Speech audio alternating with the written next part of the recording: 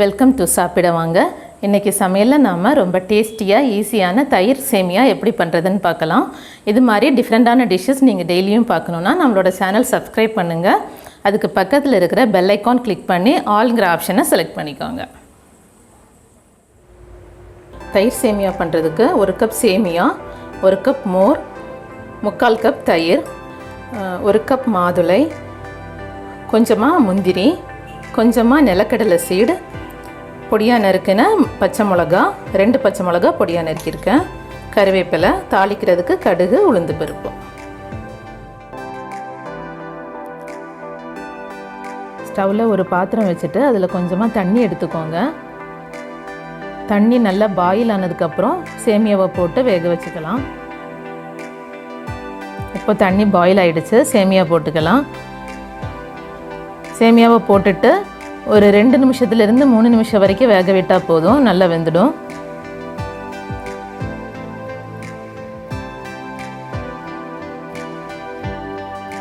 வெந்ததுக்கப்புறம் வடிகட்டி எடுத்துக்கலாம்.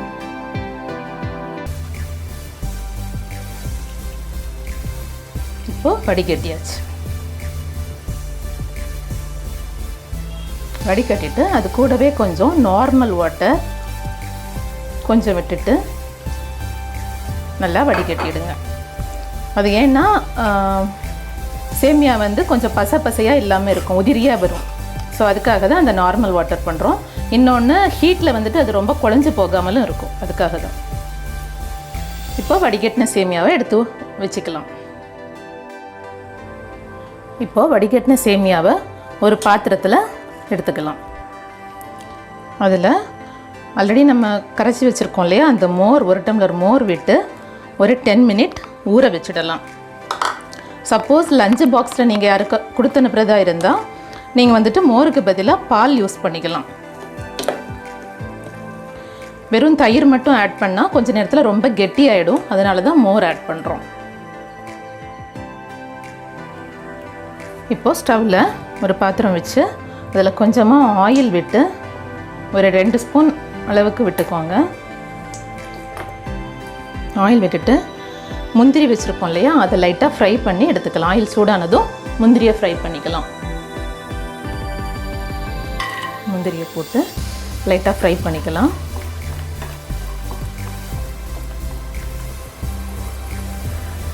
ரெடி ஆகிடுச்சு. இப்போ இதை எடுத்து வச்சிடலாம்.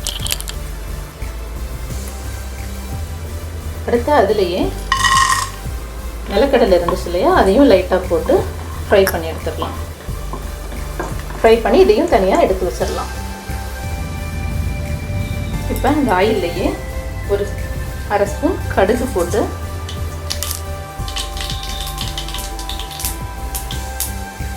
கடுகு வெடித்ததும் உளுந்து பருப்பு ஆட் பண்ணிக்கலாம்.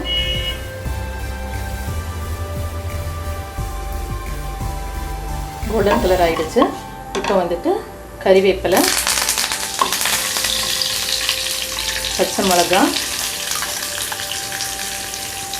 அப்போ இதை நம்ம கலந்து வச்சுருக்கோம் இல்லையா மோர் வித் சேமியா, அதில் இதை மிக்ஸ் பண்ணிடலாம்.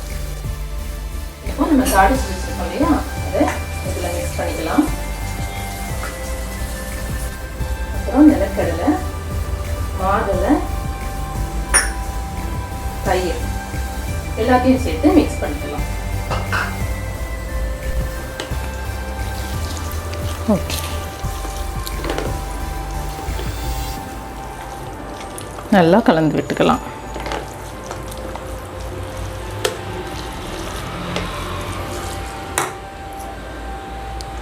தென் முந்திரியும் ஆட் பண்ணிக்கலாம்.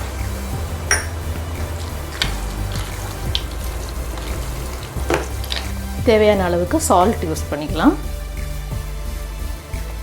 போட்டு நல்லா கலந்து விட்டுருங்க.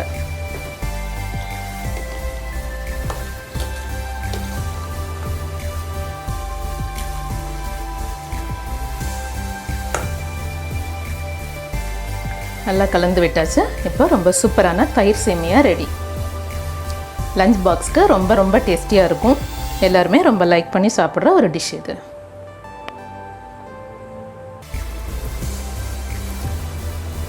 ரொம்ப ரொம்ப டேஸ்டியான தயிர் சேமியா ரெடி. இந்த டிஷ் உங்களுக்கு பிடிச்சிருந்தால் லைக் பண்ணுங்கள். உங்கள் ஃப்ரெண்ட்ஸ்க்கு ஷேர் பண்ணுங்கள். டேஸ்டியாக சாப்பிடுங்க, ஹெல்த்தியாக இருங்க. தேங்க்ஸ் ஃபார் வாட்சிங். Thank you so much.